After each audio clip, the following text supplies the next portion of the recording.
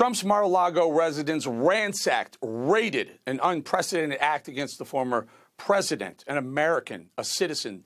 45's attorney Christina Bobb joins us now to give us more details about what went down and some insight into what will happen next. Christina, thank you. Thank you for joining us. You're probably the best person to be talking to right now. Tell us, if you don't mind, can you just start with what happened during the raid? Tell us how that went down.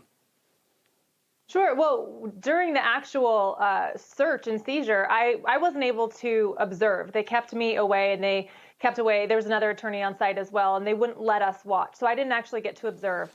I arrived on site, of course, after the FBI because I was notified that they were there. So I went down to look into it. And I was surprised that they really didn't let us look at much. So, you know, you're seeing all the sights and sounds of a search at the president's residence and just trying to make heads and tails of it.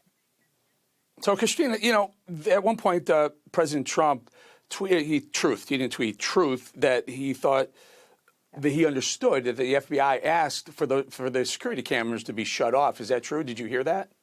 Yeah. I had heard that, yeah, and I know he put that out. We weren't required to do that, but I believe they did ask that. And to be clear, they didn't ask me. They went straight to the Trump organization to do that. I think this is important to note that, Christina, you were involved in some of the back dealings that had been going on prior to this actual raid. Now, correct me if I'm wrong and tell me how this actually went down. But you were involved in some of the compiling some of the documents that you turned over to the FBI a while back. But somehow that wasn't enough for them, so they decided to raid the compound of Mar-a-Lago. What happened in between? Is that about right? And tell us what your involvement was. You're exactly right. My involvement was, I thought we were extremely cooperative in June. We gave them access to whatever they wanted access to. There was a lead attorney in Washington, D.C. who ran that effort, came down personally to Mar-a-Lago to meet them and give them access. And then the next thing I know, I'm getting a phone call that they're raiding the place. So I had no other interaction with them between that. So it was a bit mind-boggling to me, and it seemed extremely unnecessary and a gross overreach of authoritarian power. But you know, you roll with the punches and do what you can. And so the way this goes down is, in America, you have to go to a judge for a search and a seizure. You need a warrant. Judge Bruce Reinhart in Florida, a federal magistrate down in Florida, we have since learned is the guy who signed that warrant. Judge Reinhart happens to be a two-time President Obama donor from the past. He also represented, at some point, he represented the employees of Jeffrey Epstein. So not Epstein himself and not the victims of Epstein. It went further that some of the employees of Epstein were concerned that they were going to get sued, and he represented them. Sounds like this guy has had it out for Trump, or has been at least a liberal for a very long time. What do you know about Judge Reinhart? It certainly sounds like it. Well, I know the reporting that you have. You know, when I was there and I looked at the warrant to see who the judge was, I didn't know the name and didn't recognize it. I just looked to see that it was a magistrate in the Southern District of Florida.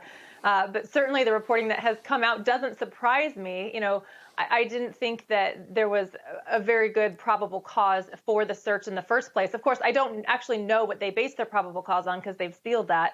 But it seemed, you know, a little bit of overreach and overkill. And the fact that that's the background, the backstory of the judge seems to align with that. So, Christina, I assume you've seen the warrant. Will you make the warrant public? There are so many people who like to know what the FBI was looking for. Right. That's not my call to make. I have seen the warrant. I have voiced my frustration. I don't think that the search was warranted, was necessary. But if and when, you know, the attorneys running this case decide to do that, I'm sure they'll make it available, or decide not to. That's their call. Can you give us some sense of what the direction was and what kind of documents they thought that Trump had that they thought that he shouldn't have, or you had? Could you give us some sense of what the direction of the warrant was without being overly specific? Sure. Just speaking generally, I mean, they were looking for records. And, you know, now that the dust has settled over the last couple of days, I really do believe this was an overzealous hunt where the FBI has turned into glorified librarians. I don't think that this was anything of a matter of national security. I don't believe that this was anything nefarious other than record keeping, quite frankly. I think this is a lot to do about nothing. Okay, and so no pinpoint as to what the documents had to do with, any sort of direction that they weren't specific as to, I want to talk about his contact with Russia, I want to talk about his contact with China Xi or North Korea. Any specifics you can give us? So I can't get into a lot of the detail, but I can tell you I wish that there were more detail in it. I would have liked to see more supporting documentation or more specifics for what they wanted, but that's about all I can say. Okay, well, Christina, you were there during this ridiculous raid.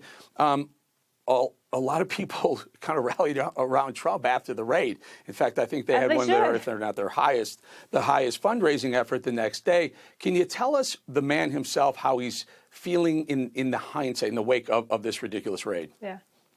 Well, you know President Trump. He is amazing, and it's been really astounding to watch him and see how he has handled the situation.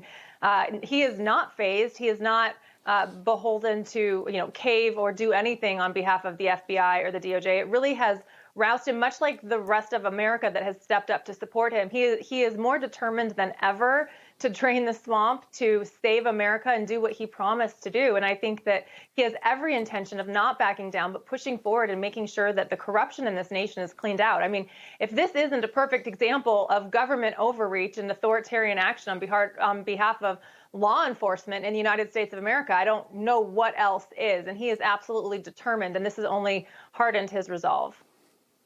Hardened his resolve, and then the obvious question, hardened his resolve to the point where he's going to announce a run for 2024 presidency. What are your thoughts? I mean, if I was advising him, I would have done it, I don't know, during the raid or moments after. Yeah. Like, hey, really? You want to do this to me? I'm running for president. I mean, any thoughts? Has he talked about that? You read my mind. I thought the exact same thing. I was like, you've got to be kidding me. Like, I'd love for him to announce right now. But again, that is also not my call. I also don't think that he's going to capitulate because of actions of, petty individuals at the FBI or the DOJ. I believe that if and when he decides to do that, he's going to make that announcement in true Trump fashion. That's what I expect. I don't expect him to do it out of a reaction to this. He's going to do it in a way that only President Trump can when he decides to do that. All right, good. So is it safe to say, before I let you go, is it safe to say that the warrant, the request by the FBI, again, there's a constitutional amendment. The Fourth Amendment says you can't have unreasonable searches and seizures. It has to be reasonable. Is it safe to say that it was specifically documents they're looking for, and at some point we'll be able to find out what their exact documents they were? It wasn't anything else to do with any other dealings other than documents. I hope to find out specifically what they were looking for. I don't have that information at this point, but I anticipate that that's something that the attorneys are going through negotiations on at this point, and I look forward to seeing if they produce that. Okay, great. We'd love to bring you back if you do, in fact, shed some light on that actual warrant. Thank you so much for your time, Christina. Appreciate it. Thank you. J.P. Morgan's CEO is warning that an economic hurricane is coming. Are you preparing? If you don't do anything, your 401k could be a 201k, and that is not good. So call our trusted friends at Lear Capital. For 25 years, Lear has helped investors own gold to protect against market chaos. It's a good thing. They can help you too. Get your information and up to $15,000 in bonus IRA gold. Just call this number, 800-880-4300. That's 800-880-4300.